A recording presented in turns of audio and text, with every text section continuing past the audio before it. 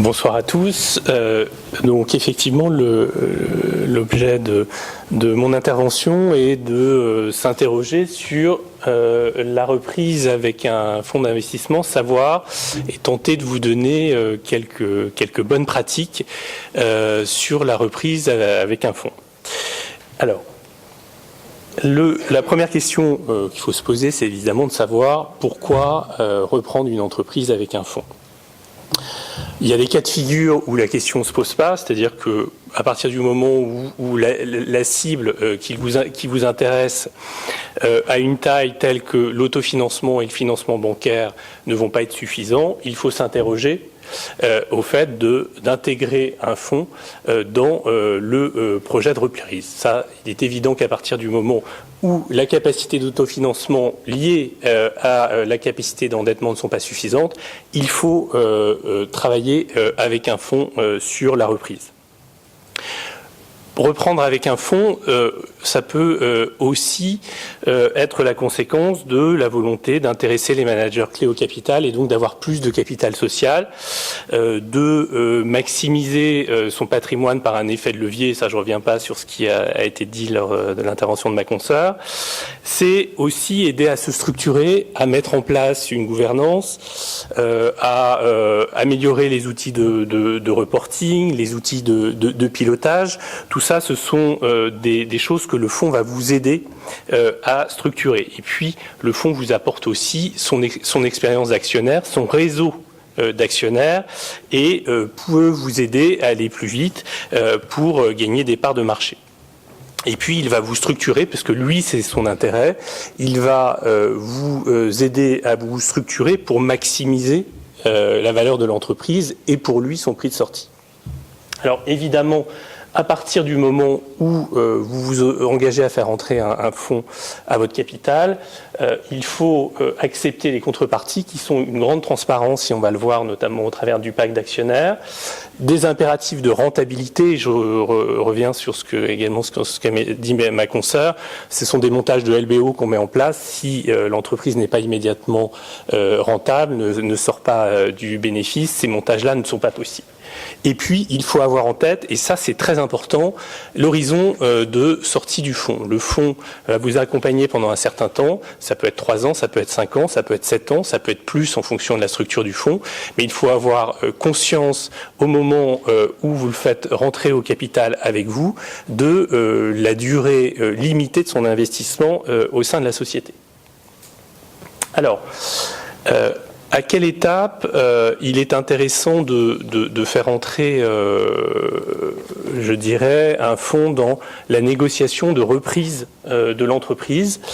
À mon sens, il faut le faire rentrer le plus tôt possible et, si possible, même dès la négociation de la lettre d'intention, à partir du moment où vous savez que la structuration de l'opération va nécessiter un partenaire financier.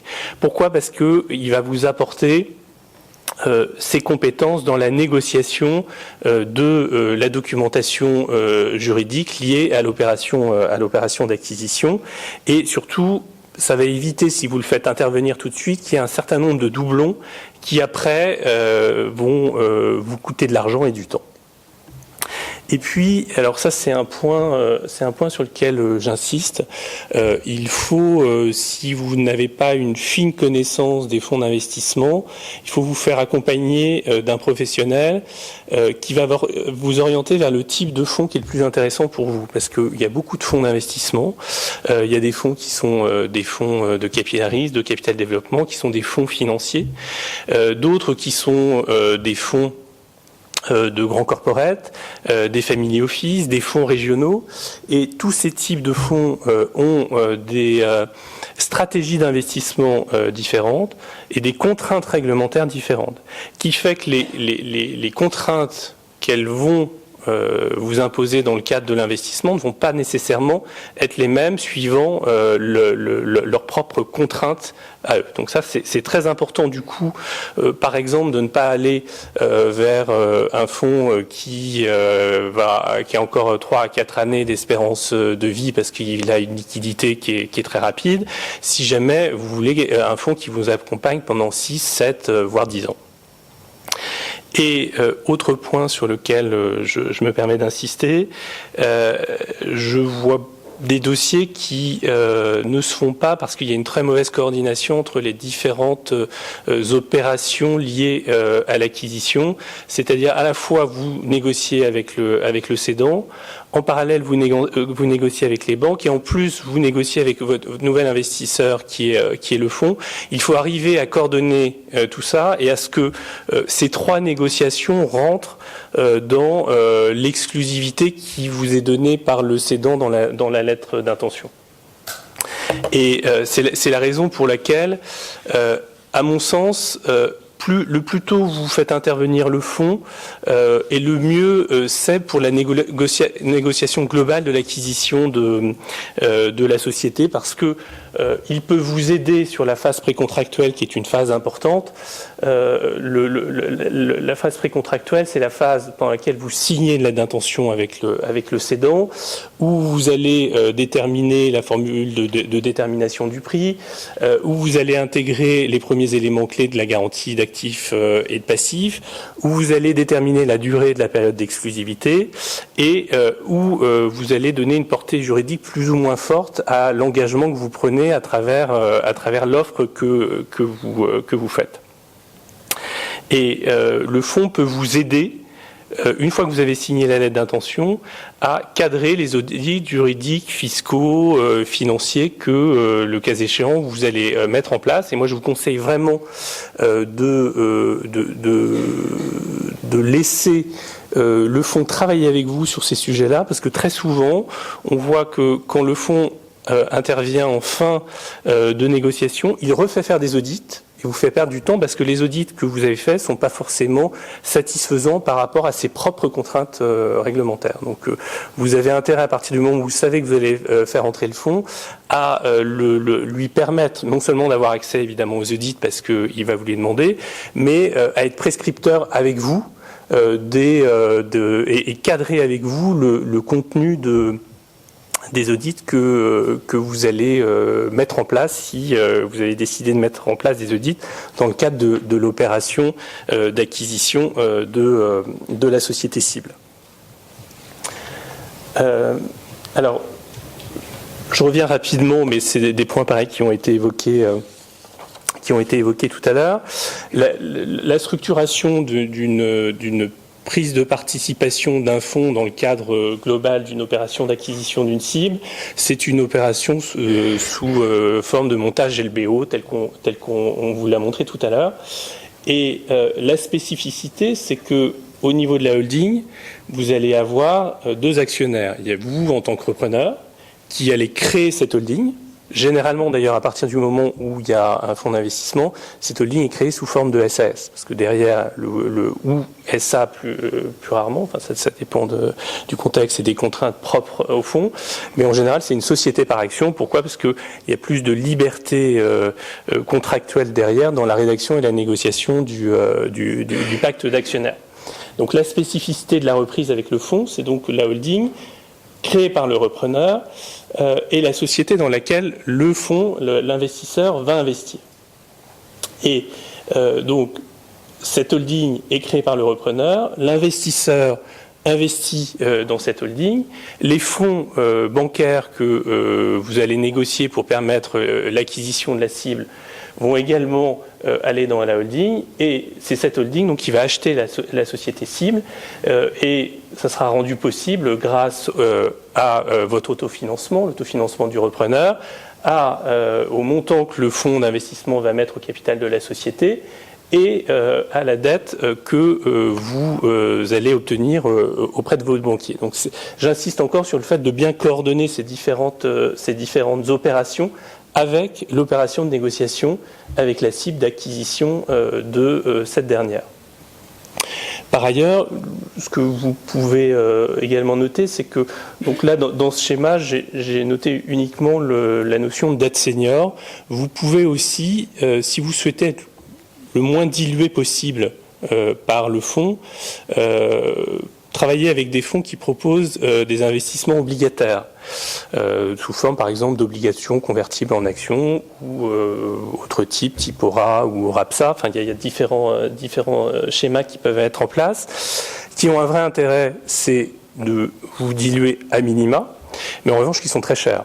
Le taux d'intérêt d'une souscription obligataire, ça n'a rien à voir avec un taux d'intérêt d'une banque. Donc le coût est important, et donc si vous souhaitez mettre en place ces schémas, il faut bien sûr s'assurer que la société va pouvoir, en plus du financement bancaire, rembourser le financement obligataire qui a souvent un coût significatif.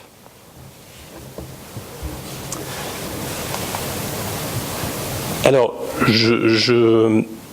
j'insiste sur le pacte d'actionnaires dans le cadre de la reprise avec un fonds, parce que c'est l'élément qui va sceller vos relations en tant qu'entrepreneur avec ce fonds, puisqu'il devient actionnaire de la société et toute votre relation contractuelle avec le fonds, dans les bons et surtout dans les mauvais moments, ils vont être dictés par le pacte d'actionnaires. Si tout se passe bien, il est rare qu'on regarde le pacte d'actionnaires, sauf pour les sujets liés à la sortie sur lesquels on reviendra.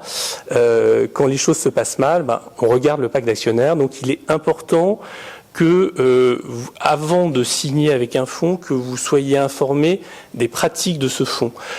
Donc il faut lui demander de pouvoir échanger avec les autres sociétés qui sont dans le portefeuille de participation du fonds pour savoir comment ils fonctionnent, quelles sont les contraintes qu'ils imposent dans les pactes d'actionnaires, et puis comment ils les mettent en œuvre si éventuellement il y a des problématiques. Et globalement, vous avez intérêt, et notamment quand vous avez le choix entre plusieurs fonds d'investissement. Quand vous n'avez pas le choix, les choses sont assez vite réglées, mais si vous avez le choix entre plusieurs partenaires, regardez et renseignez-vous sur la manière dont ils travaillent avec les sociétés dans lesquelles ils investissent. C'est important. Et puis, sachez que le fonds d'investissement, et ça sous-tend les points que je souhaite aborder après, il est là parce qu'il parie sur vous, il parie sur des hommes et des femmes, il parie sur un projet, et il va du coup vous entraîner dans un pacte d'actionnaires qui est assez contraignant, mais parce que lui, son souci principal, c'est la réussite de l'entreprise, et c'est votre présence à vous, entrepreneur dans la société, présence aussi bien au gouvernail de la société que capitalistiquement. Et du coup, l'objectif du fonds dans le cadre de sa négociation du pacte d'actionnaires, c'est évidemment de mettre en place un pacte qui puisse protéger l'intérêt de l'ensemble des actionnaires et qui puisse respecter l'intérêt social. Alors, en général, il y a plusieurs cas de figure. Vous pouvez avoir un fonds majoritaire, c'est des choses qui arrivent, mais dans ce cas-là, vous êtes un peu, je sais plus, il disait dans une intervention précédente, mais là, vous êtes un peu le salarié du fonds, entre guillemets. C'est le fonds qui porte le projet, et vous êtes un minoritaire au sein de ce projet. Dans ces cas-là, très souvent, on est dans des schémas avec des sociétés sous forme de sociétés anonymes, et le fonds est majoritaire au conseil d'administration et prend les décisions clés que vous devez suivre, et donc vous devez suivre la stratégie qui est celle du fonds. Quand le fonds est minoritaire, on n'est pas dans ce cas de figure. Pourtant, on a quand même un certain contrôle du fonds sur la gouvernance de la société. C'est-à-dire qu'il va mettre en place des comités de surveillance, comités stratégiques, voilà, des comités qui ont des noms divers et variés en général, qui s'appellent pas conseil d'administration pour éviter les risques de gestion de fait, même si c'est un peu cosmétique. Mais dans le cadre de ces comités, le fonds va demander à discuter avec le dirigeant des éléments clés liées à la stratégie de l'entreprise, c'est-à-dire sur tout ce qui est lié à la cession, à l'acquisition d'actifs, à la réalisation d'opérations sur le capital, capital, à l'adoption du budget annuel, à la rémunération des dirigeants, aux évolutions stratégiques de la société. Et dans un certain nombre de cas de figure, le fonds va également vous demander des droits de veto sur un certain nombre de décisions qu'il estime être des décisions clés. Et donc, même si le fonds est minoritaire, il faut savoir que, dans le cas de la gouvernance de la société, il peut vous contraindre, non pas vous imposer des décisions, mais vous contraindre à ne pas prendre des décisions sur lesquelles il ne serait pas d'accord. Donc, il faut avoir conscience de ces aspects-là, notamment si ce sont des fonds financiers qui sont au capital. Et puis, ils vous imposeront un certain nombre de reporting dans le pacte d'actionnaires, de reporting mensuel, semestriel, trimestriel, etc. Donc, il faut avoir conscience des reportings financiers qui seront imposés par votre partenaire financier au travers du pacte. Ce que je veux dire par là, c'est que le fonds d'investissement, c'est pas une banque.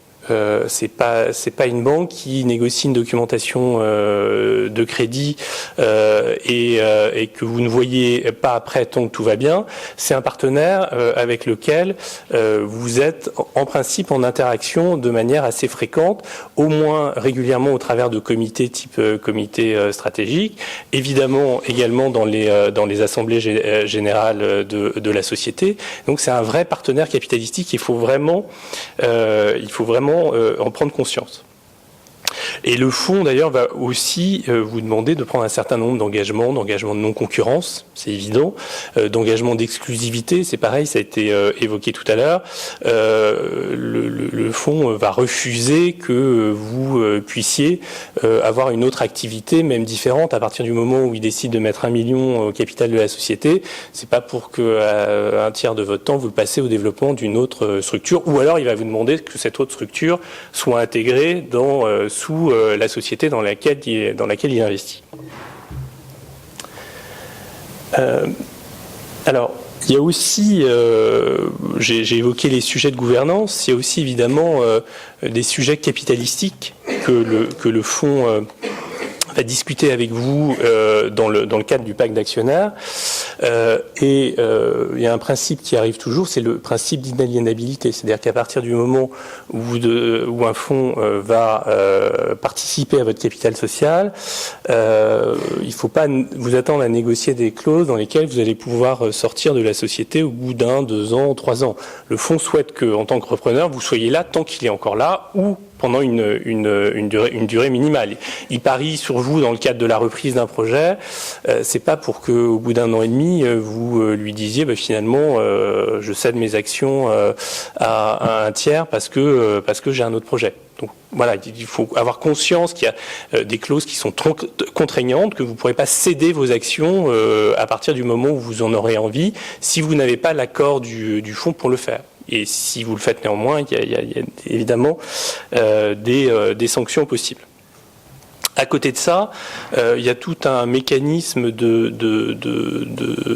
moi que j'ai appelé principe de solidarité entre les actionnaires qui se met en place. C'est-à-dire que si à l'issue de la période d'inaliénabilité vous souhaitez céder des titres, le fonds aura une préemption sur vos titres. À l'inverse, si c'est un tiers qui veut céder des titres de la société, vous en tant que dirigeant, vous aurez un droit de préemption de premier rang, ce que on retrouve dans beaucoup de pactes de fonds. De la même manière, le fonds va chercher à se protéger au travers de clauses qu'on appelait clauses de sortie conjointe. C'est-à-dire si on est à l'issue de la période d'inaliénabilité, si vous décidez de céder la majorité du capital social, il va vous demander de sortir en même temps que vous, au même prix par action que vous, sinon vous ne pourrez pas céder vos actions. Et c'est des clauses qu'on retrouve de manière très régulière et qui ne sont pas du tout exceptionnelles. Dans tout pacte de fonds, vous trouvez ces éléments-là. Tout comme l'obligation de sortie conjointe qui, elle, est protectrice à la fois pour le fonds et pour vous. C'est-à-dire que si jamais il y a une offre sur la société pour acquérir 100% des titres de la société, si vous, en tant que dirigeant, vous décidez d'accepter cette offre, que le fonds décide également d'accepter cette offre, eh bien, vous pouvez imposer aux éventuels tiers actionnaires de la société d'également sortir au même prix par action. Et c'est ce qu'on appelle des obligations de sortie conjointe.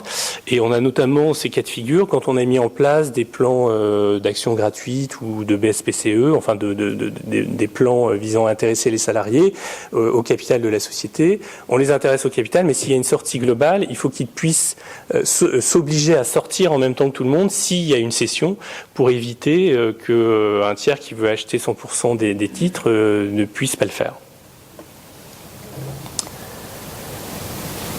Alors, là, je vous ai mis quelques exemples aussi de clauses qui entraînent une relution ou une dilution des fonds ou des dirigeants fondateurs de la société, parce que c'est des clauses qui souvent font peur, notamment à une première lecture, parce que un dirigeant peut se dire, facialement, j'ai aujourd'hui 70% du capital, mais je peux être dilué très facilement parce que le fonds a mis en place des systèmes qui lui permettent de se relever. Alors, c'est pas si simple que ça, et quand ça existe, il y a une logique derrière de protection du fonds. Par exemple, vous avez des clauses qu'on appelle clauses de ratchet, qui sont des clauses qui visent à protéger l'investisseur financier sur la valeur de la société au moment où il investit. C'est-à-dire que si vous reprenez avec lui une société sur une valeur de 6 millions d'euros et que 2 mois après vous faites une opération sur le capital sur une valeur de 2 millions d'euros, vous allez faire entrer un nouvel actionnaire qui aura mis moins d'argent que votre premier partenaire, mais qui aura plus d'actions. Donc les clauses de ratchet permettent de relever le fonds pour éviter ce type de risque. Vous avez également des clauses qu'on appelle les clauses d'ajustement qui, elles, servent notamment quand vous avez du mal à cadrer la valorisation exacte de la société au moment où vous négociez l'acquisition de la société avec le fonds. Vous pouvez estimer que la valeur d'entrée du fonds est trop basse. Et donc dans ces cas-là, dire en fonction d'un certain nombre d'agrégats financiers, si à la fin de l'année la société fait tant de chiffre d'affaires et tant de BE, à ce moment-là, moi dirigeant, je me relue à hauteur de X% du capital. Donc ça vous permet, vous dirigeants, de vous relever à partir du moment où vous atteignez des objectifs que vous avez fixés avec le fonds au moment de son investissement. À l'inverse, vous pouvez avoir des clauses, et ça a été évoqué par mon confrère tout à l'heure, des clauses qu'on appelle de bad lever. Et alors celles-ci sont quasi systématiques dans un investissement d'un fonds dans une société, mais elles peuvent prendre des formes qui sont assez différentes, mais enfin la logique est toujours la même, c'est-à-dire que le fonds il investit sur vous dans le cadre de cette reprise. Si du jour au lendemain vous lui dites moi j'ai eu par exemple le cas d'un dirigeant, on était en 2016, avant les dernières élections, c'était quand c'est en 2014, avant les dernières élections municipales, un fonds avait repris une société avec un dirigeant, enfin il avait accompagné un dirigeant, et le dirigeant a annoncé 1 an et demi après au fonds qu'il s'engageait dans une campagne municipale et qu'il allait être à mi-temps dans la société. Bon, il suffit de vous dire que ça n'a pas plu au fond et que finalement on a négocié la sortie du dirigeant et le rachat de ses actions par un autre dirigeant de la société parce qu'on estimait que l'intérêt social n'était plus là, que le business plan qui avait été présenté pouvait plus être réalisé au regard de l'investissement qui allait être celui du dirigeant, et donc on a mis en œuvre une clause de bad lever au terme de laquelle on a racheté à prix décoté les prix du dirigeant. Alors, il faut savoir que les clauses de bad lever, c'est très souvent un rachat à prix décoté des actions du dirigeant, soit parce qu'il y a comme ça un cas de départ du dirigeant qui plante l'entreprise entre guillemets au bout de quelques temps, soit parce qu'il n'a pas respecté une clause du pacte qui est jugé essentiel par le fonds d'investissement. Donc il faut vraiment, au moment où vous négociez le pacte, être très attentif à ce qui peut entraîner un bad liver. Si c'est de la non-concurrence, si c'est une obligation de conserver un pourcentage de titres pendant une durée déterminée, il faut regarder ce qui est important pour le fonds et bien le comprendre, parce qu'il faut comprendre les enjeux pour vous et que vous soyez certain que malgré ces contraintes, ça ne va pas être un problème pour vous pour faire l'investissement. À l'inverse, et ça je vous encourage à les mettre en place dans le cadre des packs d'actionnaires avec vos investisseurs financiers, il faut mettre en place des clauses dites de good liver qui permettent de vous protéger si vous avez une maladie grave ou une impossibilité d'exercer, ou protéger vos familles si jamais il y a un décès du dirigeant, et qui permettent au fond de racheter vos titres mais à un prix de marché. Vous êtes plus, soit vous êtes plus là, soit vous êtes plus en état de les négocier. Et ces clauses de bad liver permettent de sécuriser vos parts parce qu'elles seront rachetées par le fonds à un prix de marché plutôt que d'être rachetées à un prix décoté. Donc ça, c'est des clauses que je vous encourage à négocier et à en mettre en place. Enfin, un dernier point que je souhaitais aborder. Ce sont je l'ai un peu évoqué au travers d'autres points de l'exposé, mais c'est l'importance des clauses de sortie, dites de sortie dans le cadre des pactes proposés par les fonds d'investissement. Il faut savoir que quel que soit le type de fonds, vous aurez toujours à minima ce qu'on appelle une clause de rendez-vous à 3, 4, 5 ans. C'est-à-dire aujourd'hui on est en 2019 en général, pacte qu'on signe aujourd'hui, il y a une clause de rendez-vous à 2023 dans laquelle il est précisé que les parties vont étudier ensemble les modalités de sortie du fonds d'investissement du capital de la société.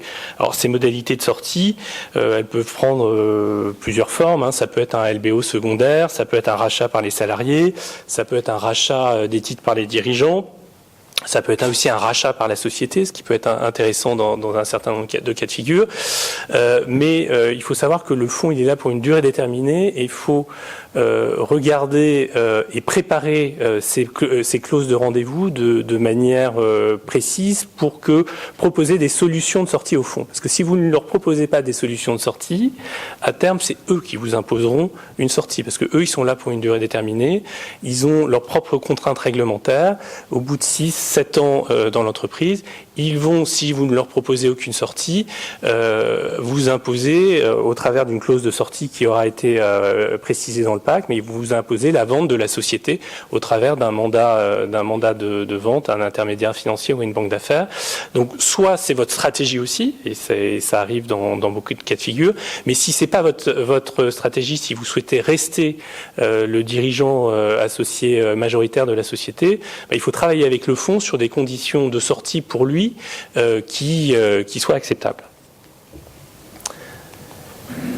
Enfin, quelques points de vigilance pour terminer. Il faut bien choisir son partenaire financier et il faut connaître ses contraintes pour pouvoir s'assurer qu'elles sont compatibles avec la manière dont on souhaite fonctionner en tant que dirigeant de la société. Vous avez des fonds qu'on appelle des FIP ou FCPI qui sont des fonds de défiscalisation qui vont rester 3-4 ans au capital. Si vous savez, si votre but à vous c'est de rester le dirigeant de la société pendant 10, 15, 20 ans, il ne faut pas aller vers ces fonds-là. À l'inverse, si c'est ça votre objectif, allez plutôt vers des fonds type fonds régionaux qui n'ont pas des contraintes de sortie particulièrement lourdes. Et il faut savoir que la lettre d'intention, c'est un élément clé. C'est-à-dire que quand un fonds vous propose de rentrer au capital de la société, de reprendre avec vous, et qu'il écrit dans la lettre d'intention pacte d'actionnaires, clause standard, il ne faut pas vous contenter de ça. Il faut lui demander quelles sont les clauses clés pour lui. Est-ce qu'il y a du bad liver? Est-ce qu'il y a des clauses de non-concurrence? Et quelles sont-elles? Il faut, dès la lettre d'intention, avoir connaissance de ces contraintes, parce que si vous en avez connaissance et que vous recevez le pacte d'actionnaires que 15 jours avant la date d'échéance de l'exclusivité que vous avez avec le cédant, vous n'allez pas pouvoir négocier les clauses, vous allez être coincé et pas pouvoir aller chercher un autre partenaire financier, et donc vous vous retrouvez avec des conditions qui sont pas du tout favorables. Et pour ça, moi je vous invite à vous faire assister par des repreneurs, des leveurs de fonds, et puis évidemment des conseils avocats, experts comptables sur les aspects juridiques et financiers. Merci. Merci beaucoup.